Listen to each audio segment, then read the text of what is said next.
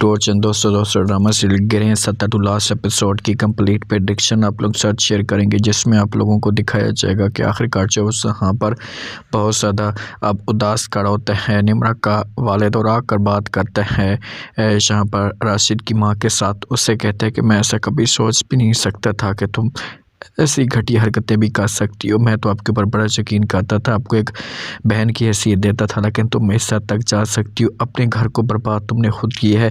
जब से राशिद की माँ सुनती है तो समझाने की कोशिश करती है निम्रा के वालिद को और कहती है कि ये सब कुछ आप क्या कह रहे हैं, क्यों आप मेरे ऊपर झूठा इल्ज़ाम लगाने की कोशिश कर रहे हैं। मैं ऐसे कैसे कर सकता हूँ, अगर मैं ऐसे करने वाली होती तो कब को कर चुकी होती। मैं अपने बेटे के ऊपर क्यों जादू करूँगी। तो निम्रा का वालिद कहता है कि बस बहुत हो गया, जो चीज़ें करनी थी मैंने कर ली हैं, लेकिन अब तुम्हारे दिन बहुत ही बुरे आ चुके हैं। अब तुम्हें कड़ी से कड़ी सज़ा मिलेगी और तुम बर्बाद होगी। आगे से इनकार कर देती है जहाँ पर राशिद की माँ और कहती कोई मेरा कुछ भी नहीं बिगाड़ सकता, और किसी ने मेरा बिगाड़ने की कोशिश की तो उसके साथ बहुत ही बुरा होगा। मैंने जो चीज़ कहनी थी कह दी है, मैं कोई गलत बात नहीं कर रही, मैं सब कुछ ठीक कर रही हूँ। निम्रा का वालिद कहते हैं कि बस मैंने पुलिस को इन्फॉर्म कर दिया है और बहुत जल्दी पुलिस आपको पकड़ कर लेकर चलेगी। तुमने इस घर के बारे में गलत सोचा, इस घर को बर्बाद करने की कोशिश की, तो अब तुम्हारे लिए सज़ा तो बनती है। तो यहाँ पर शोर मचाने की कोशिश करती है, समझाती है फ़ौरन राशिद की माँ और कहती कि नहीं आप ऐसा कुछ भी नहीं कर सकते, और अगर आपने ऐसा कुछ करने की कोशिश की तो ऐसा नहीं होगा। अगर मैं ऐसा कुछ करने वाली होती तो कब का कर चुकी होती। आप मेरे ऊपर इतना बड़ा बहुतान मत लगाएं। तो आगे से निम्रा का वालिद कहता है तो अगर मैं बहुतान लगा रहा हूँ तो फिर आप खुद जाएँ और जाकर राशिद से पूछें, राशिद आपको सब कुछ बता देगा कि क्या सच और क्या झूठ है। अब मैं झूठ बोलने वाला नहीं हूँ। एक बात कान खोल कर सुन लो, अब तुम्हारे जो दिन है बहुत ही बुरे स्टार्ट हो चुके हैं और तुम्हें कड़ी से कड़ी सज़ा मिलेगी। अब देखते हैं कि क्या होता है और उसे अपने आप को कैसे इस मुश्किल से निकालने की कोशिश करती है। तो अपनी तरफ से पूरी कोशिश करेगी, पूरा जोर लगाएगी कि मैंने कुछ ऐसा नहीं किया, लेकिन अब राशिद के सामने भी सबूत आ चुके हैं तो राशिद भी ऐसा अपनी माँ के साथ नफरत करना शुरू कर देगा। दूसरी तरफ आप लोगों को ये भी दिखाया जाएगा कि आखिरकार आती है निम्रा राशिद के पास आकर बात करती है और कहती है कि देखो राशिद, मेरी बात तुम अभी भी मानोगे या नहीं मानोगे इस बात का मुझे नहीं पता, लेकिन आज भी मैं आपको ये सब कुछ कह रही हूँ। आज भी आपके साथ यही बात करूँगी कि अब आपके सामने सब कुछ आ चुका है। अब तुम जो वो किसके ऊपर यकीन करोगे।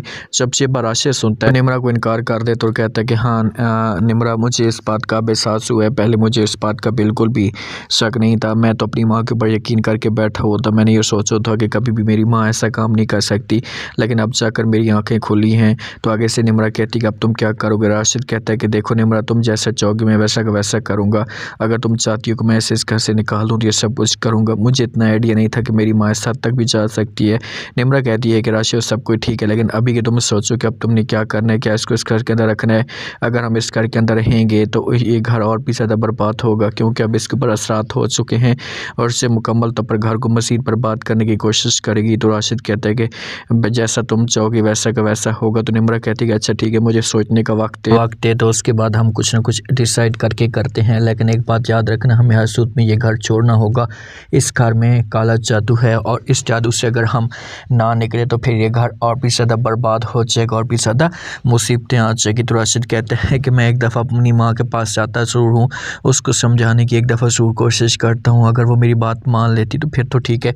आगे से इनकार कर देती है निम्रा और कहती है कि मैं इस बात को जानती हूँ, इस बात को अच्छे तरीके से समझती हूँ कि आपकी माँ कभी भी ये बात नहीं मानेगी और ना ही वो इस बात को एक्सेप्ट करेगी।